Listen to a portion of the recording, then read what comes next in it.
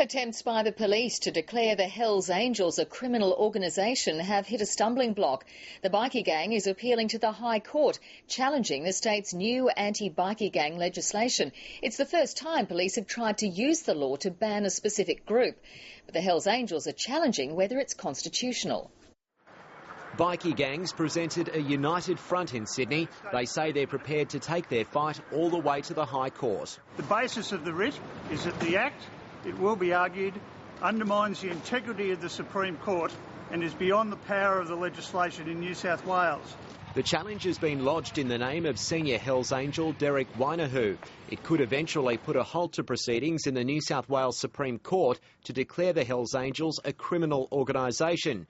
The controversial laws were announced last year in response to the fatal bashing of Hells Angels associate Anthony Zervis at Sydney Airport.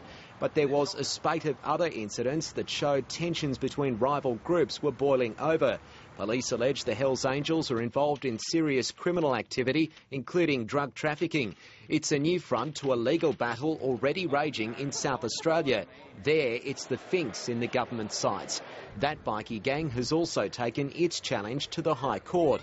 About 18 groups in New South Wales have banded together to oppose the laws. They say the legislation is an attack on human rights and is open to abuse. The argument raises important matters of principle that affect all people in New South Wales.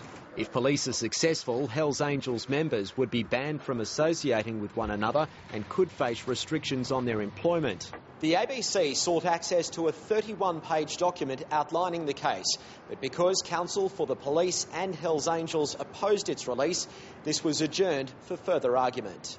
As lawyers debated how the case should proceed, police concentrated on less weighty matters such as illegal parking. The first serve may have been returned, but this legal skirmish has a long way to run. Carl Herr, ABC News, Sydney.